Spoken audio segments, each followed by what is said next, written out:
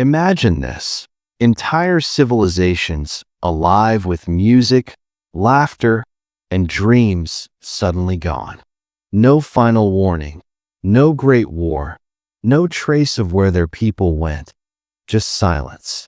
Deep in the jungle, stone pyramids rise above the trees, but the builders vanished. In desert canyons, cliff dwellings cling to the rock, yet their fires went out long ago. Across the oceans, a mighty island empire was said to sink beneath the sea in a single night. Why did they disappear? Was it drought, war, or something far more mysterious? Tonight, we journey into the strange disappearances of ancient civilizations, stories so haunting they still whisper across time. Imagine this: entire cities alive with music, trade, laughter, and dreams suddenly gone, swallowed by time. No trumpet of war sounded.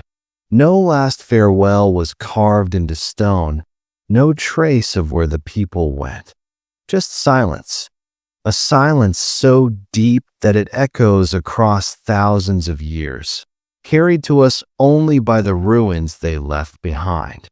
When we think of history, we often imagine kings and battles, inventions and empires. But there is another kind of history, one that is more mysterious, more haunting, and perhaps more powerful. The story of civilizations that flourished for centuries and then disappeared as though the earth itself pulled a curtain over them. These stories are not about a single man or woman, but about entire peoples, millions of lives, families, traditions, and dreams that simply vanished into the shadows of time. Close your eyes and picture this. Deep in the jungle, the cries of parrots echo above ancient temples now wrapped in vines. In the desert, empty stone villages stand under the blazing sun, their walls still strong but their people gone. In river valleys, once full of farms and marketplaces, silence has replaced the hum of daily life. And in the imagination of philosophers, tales of great islands swallowed by the sea still stir our curiosity. Each of these places holds a story, a mystery we cannot completely solve. Archaeologists dig with brushes and shovels, piecing together fragments of clay pots, skeletons, and walls. Historians study patterns of climate, war, and migration.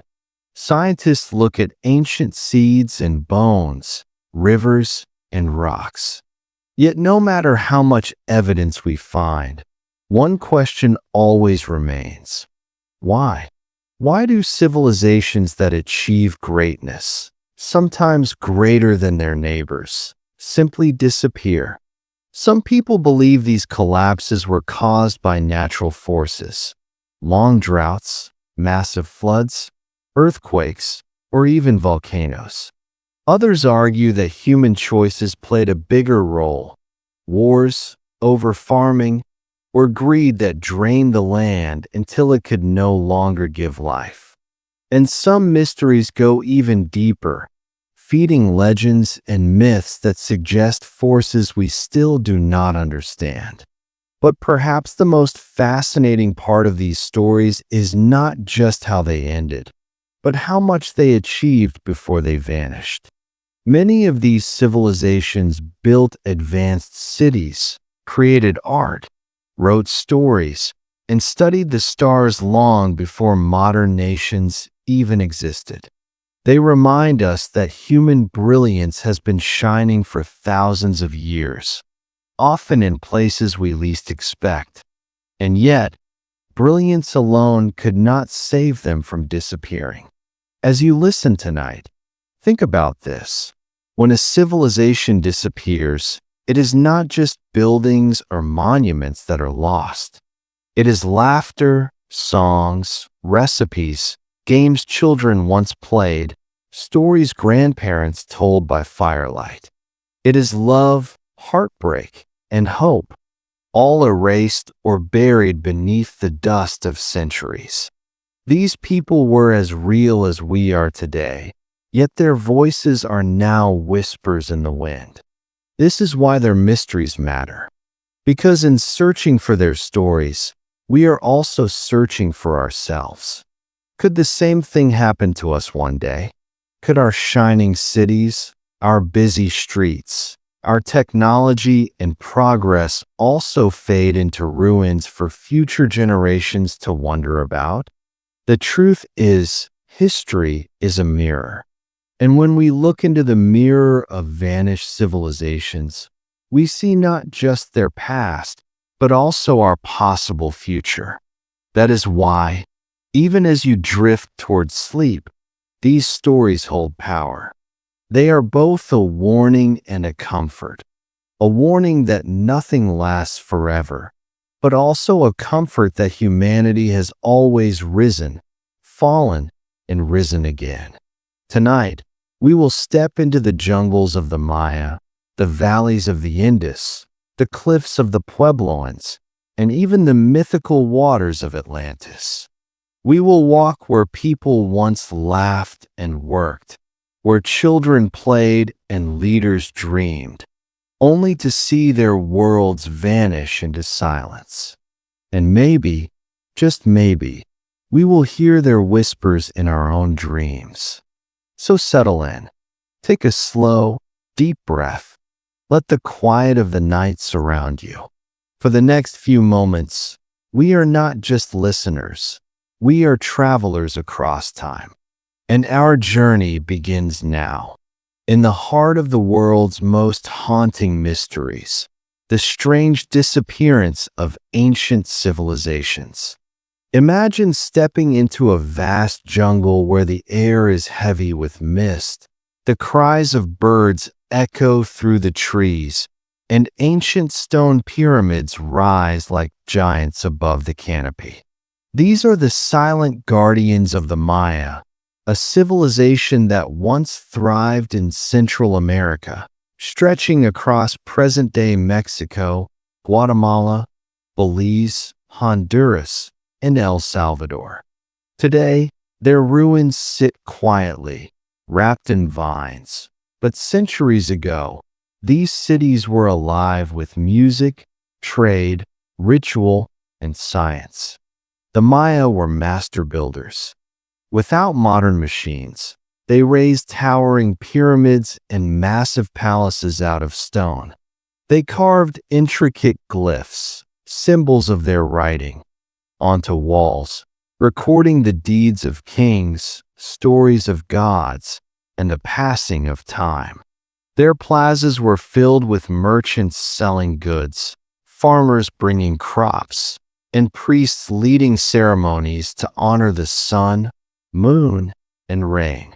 At night, they turned their eyes to the sky, mapping stars and planets with such precision that modern astronomers still admire their calculations. They could predict eclipses, track Venus, and keep calendars more accurate than some used in Europe for centuries afterward. For hundreds of years, the Maya civilization flourished. Great cities like Tikal, Copan, Palenque, and Calakmul rose to power, each with kings who commanded armies, built monuments, and expanded their influence. Imagine the sound of drums echoing through the jungle during a royal ceremony, or the sight of thousands gathered at the foot of a pyramid, watching priests perform sacred rituals. This was a world of brilliance, sophistication, and deep spirituality. And then something happened. Around the 9th century, many of these great cities were suddenly abandoned. People walked away from their stone temples, leaving behind their homes, tools, and even unfinished monuments. The jungle slowly swallowed everything, wrapping green vines around walls, burying roads beneath soil and roots, and turning bustling plazas into empty courtyards filled only with silence. Why did they leave? For centuries, scholars have debated the reasons. Some point to long droughts, years without rain. That made farming impossible. The Maya depended heavily on maize, beans, and squash, crops that needed steady rainfall. When the skies grew silent, harvests failed, famine spread, and entire communities may have been forced to move in search of water and food. Others believe political conflict played a role. The Maya were not one unified empire, but many competing city-states. Wars between rival kings could have drained resources and weakened societies, leaving them vulnerable to collapse. Imagine armies clashing in the jungle, temples burning, and farmers caught in the crossfire. Ordinary people deciding it was safer to leave than to stay. There are also theories of disease, social unrest, or even overpopulation. Perhaps their cities simply grew too large, straining the land until it could no longer feed them. Perhaps too many trees were cut, too much soil washed away, too many mouths to feed. Like a flame burning too brightly, their civilization may have exhausted itself. But here is the most haunting truth. No single explanation is certain. The mystery of the Maya collapse remains unsolved, leaving us to wonder what truly forced one of the world's most brilliant civilizations to vanish into silence.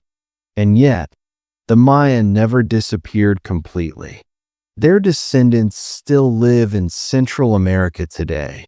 Farmers, weavers, storytellers, and families who carry fragments of ancient traditions in their daily lives. Their languages are still spoken. Their rituals, adapted and blended, are still practiced.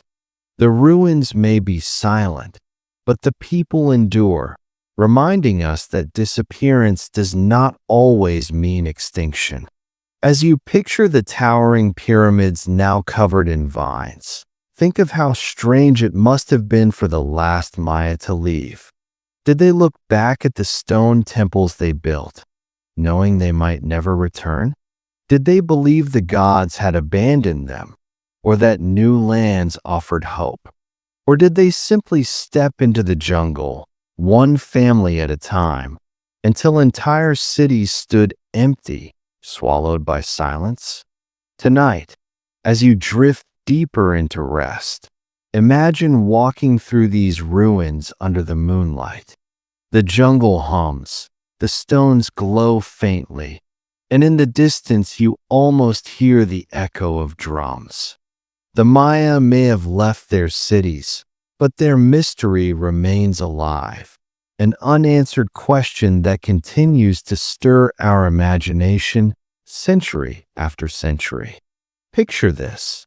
The year is nearly 4,500 years ago, and in the fertile plains along the Indus River, a civilization thrives that is so advanced it seems almost modern. This is the Indus Valley Civilization, one of the oldest in human history, existing long before the pyramids of Egypt had reached their full glory and centuries before Rome or Athens ever dreamed of greatness. Their great cities, Mohenjo-daro, Harappa, and dozens more, were not just clusters of huts or random settlements. They were carefully designed urban marvels. Streets were laid out in perfect grids, lined with baked brick houses, some even 2 stories high. Homes had their own wells and bathrooms, connected to one of the world's earliest sewage and drainage systems. Imagine this.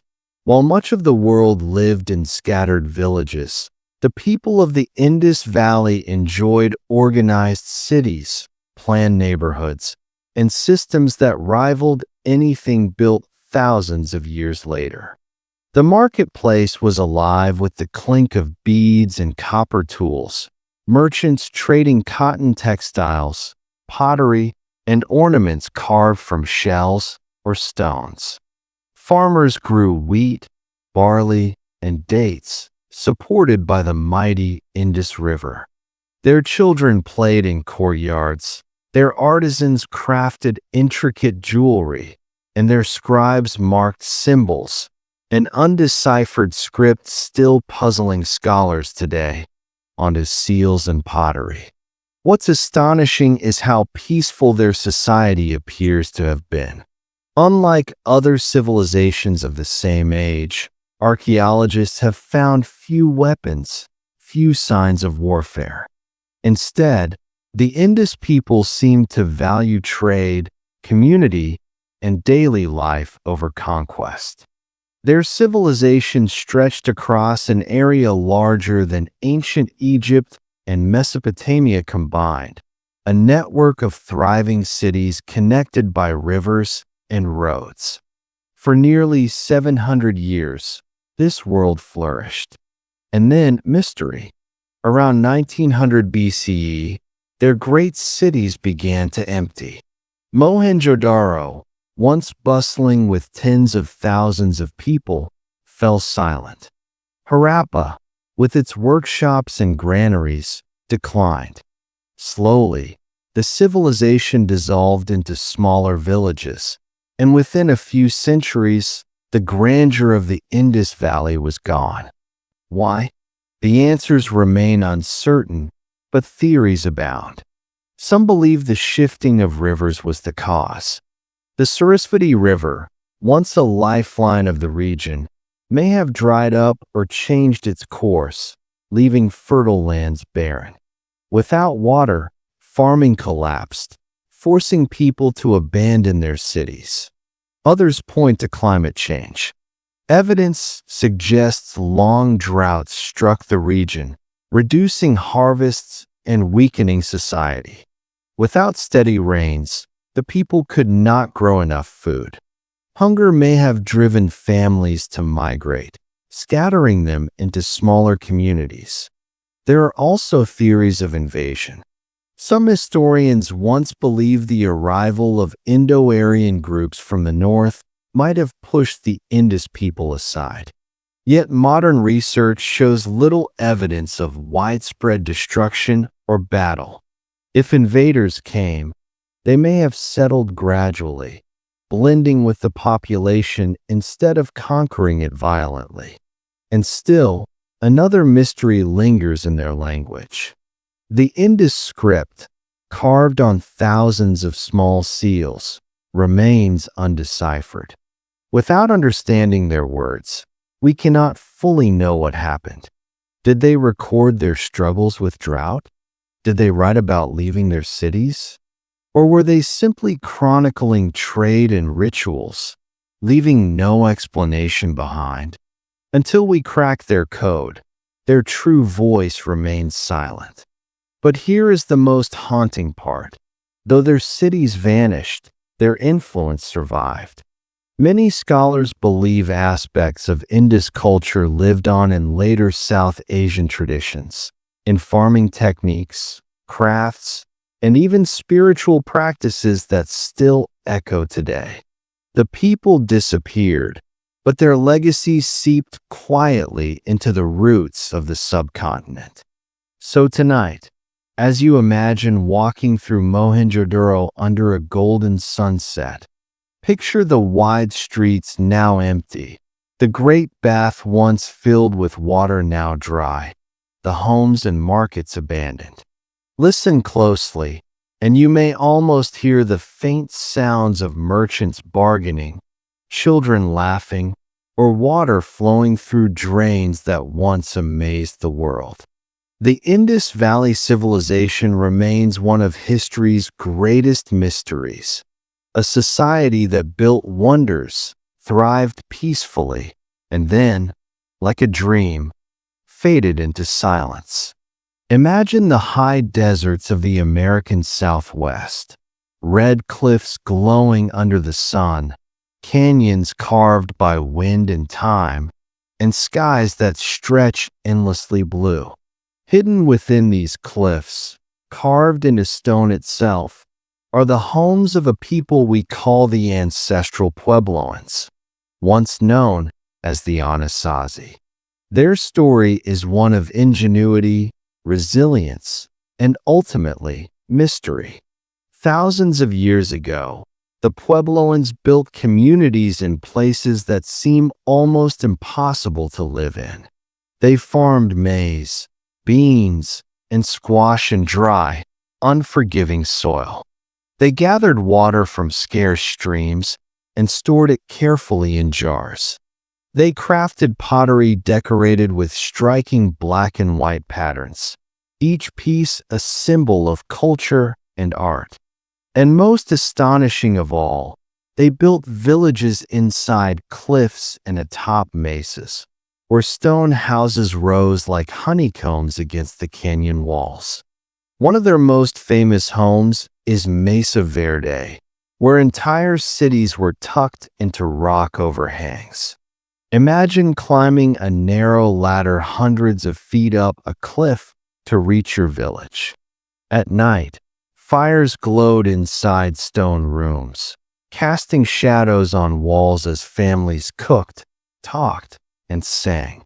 From above, the desert wind howled, but within those walls there was warmth, safety, and life. Another great center was Chaco Canyon, where the Puebloans built great houses, massive, multi-story stone complexes with hundreds of rooms. These were not random buildings. They were aligned with the sun and moon, carefully designed to track celestial events. The ancestral Puebloans were not just survivors of the desert. They were architects, astronomers, and visionaries.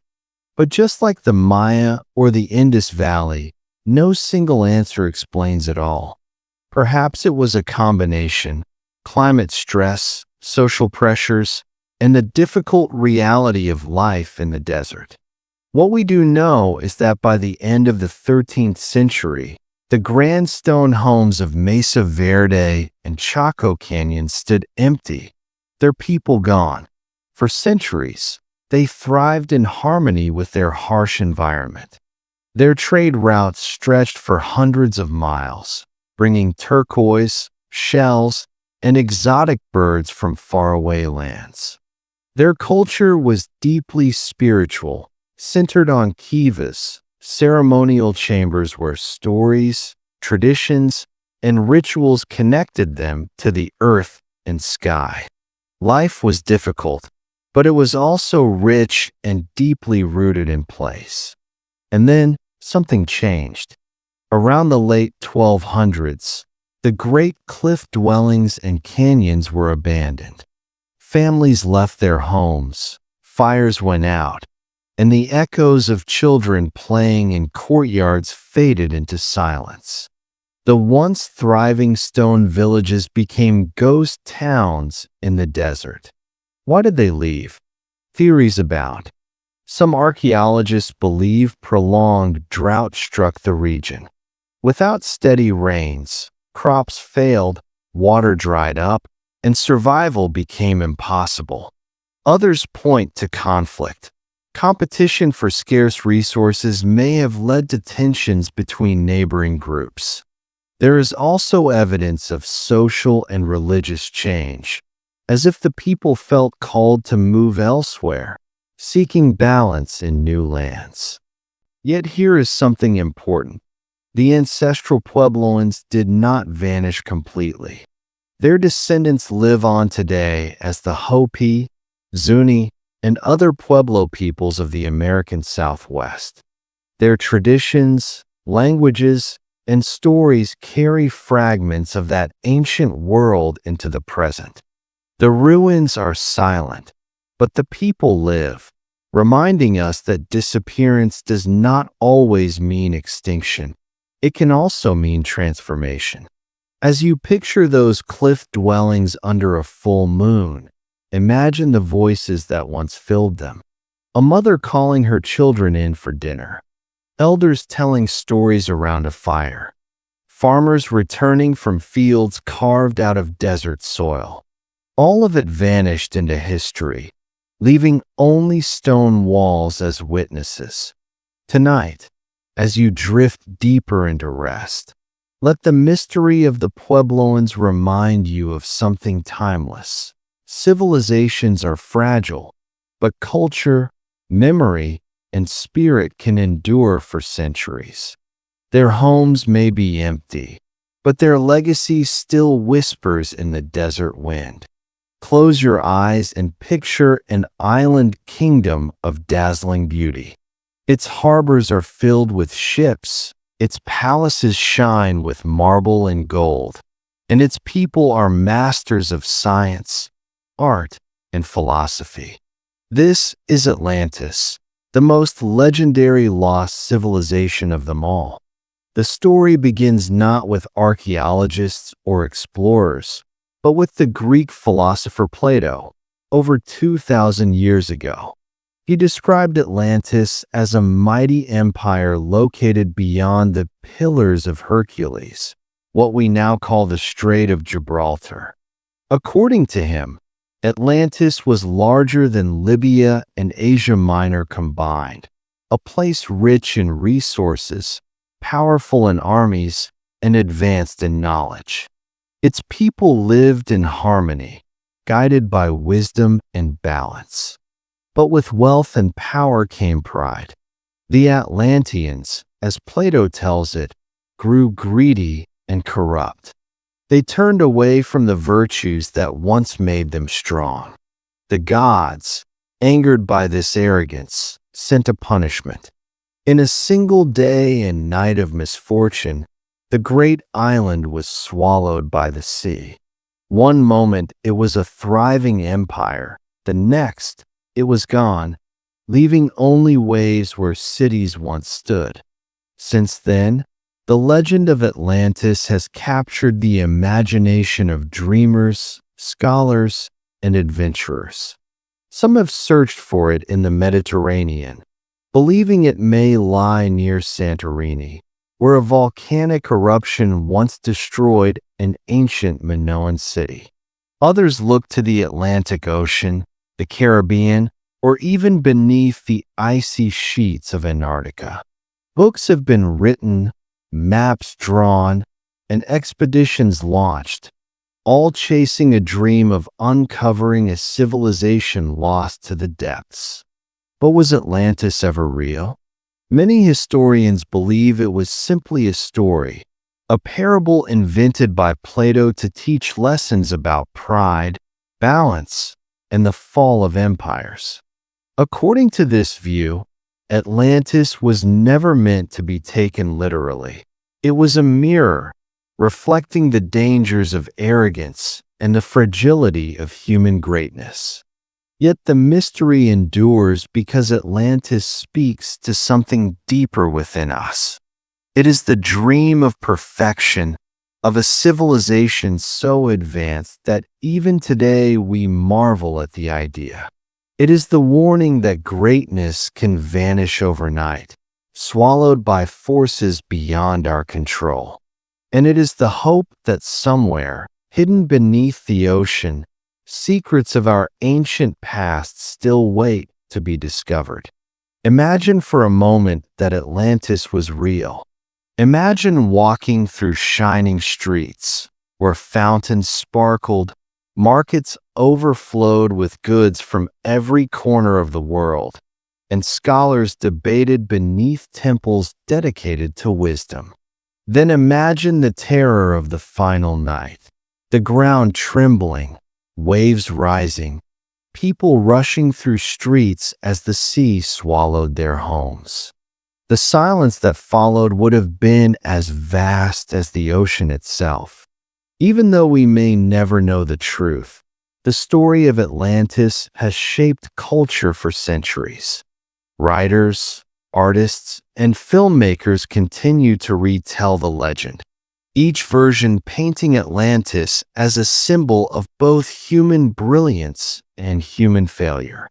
In its mystery, we see ourselves, our desire for progress, our hunger for power, and our fear that it could all be taken away in a heartbeat. And perhaps that is why Atlantis matters. Whether it was a real empire or simply a myth, it reminds us that civilizations are fragile. Greatness is not permanent, and the ocean, eternal and unyielding, can erase even the mightiest of kingdoms.